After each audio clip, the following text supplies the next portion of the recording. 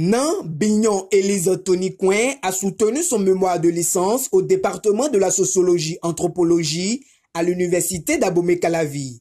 Devant un jury composé de 3 docteurs enseignants-chercheurs, l'impétrante a défendu le résultat de ses travaux scientifiques portés sur le thème « Dynamique de la place des femmes nan à Djegbe dans la commune d'Abomey, de Tassi Angbé à nos jours ». Je suis reconnaissante d'abord parce que en toute chose, je bénis le Seigneur qui me fait grâce d'être en vie, qui m'a permis de soutenir aujourd'hui. Secondo, je suis très honorée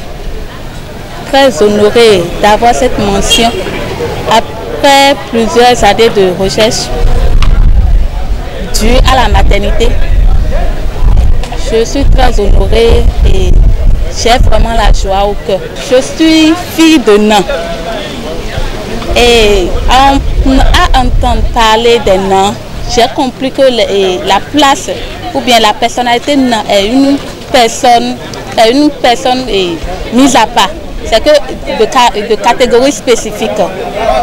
Ce qui m'a amené à comprendre pourquoi, si nain doit être une personne spécifique, à Abomey, on entend tout le monde appeler la femme nan. Ça fait partie des raisons qui m'ont plus motivée à rédiger mon mémoire sur ce sujet.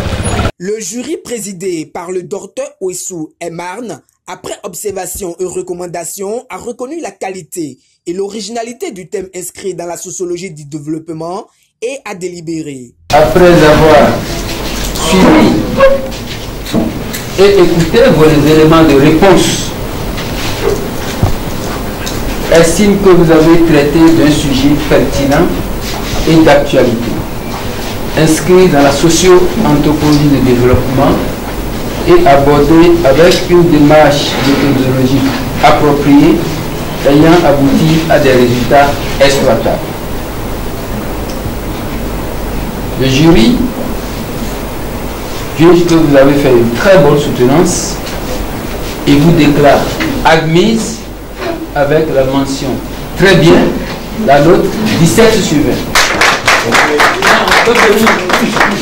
Cette décision du jury autorise désormais Nan Bignon Élise Tony Coin a fait son entrée triomphale dans le grand cercle du laboratoire d'analyse et de recherche religion, espace et développement, l'ARED, dirigé par le professeur Dodi Amouzouvi.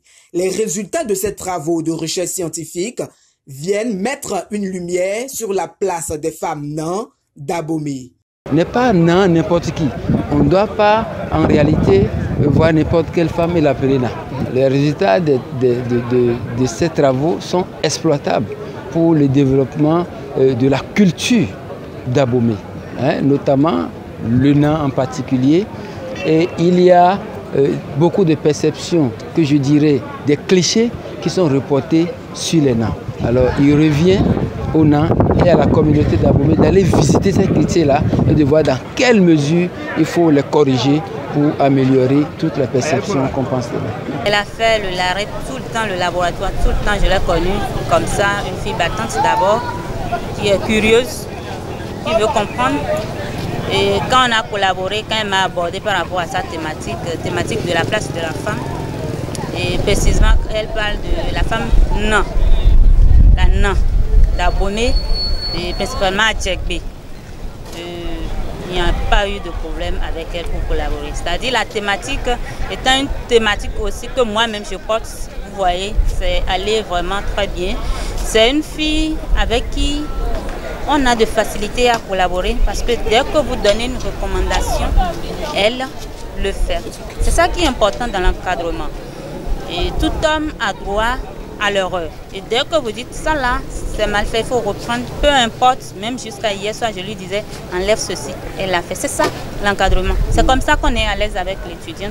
Et vous avez vu la présentation, ça s'est très très bien passé par rapport aux présentations qui ont précédé sa présentation. Cela témoigne du respect qu'elle fait à ce qu'elle cherche. Il faut respecter la science. Et le respect de la science passe par ça. Le respect des aînés, l'humilité scientifique. Il faut le souligner, cette recherche scientifique a mis en exergue l'évolution de la femme nan dans la société béninoise, à la fois le progrès réalisé et le développement persistant lié à la préservation de la tradition dans un monde en mutation.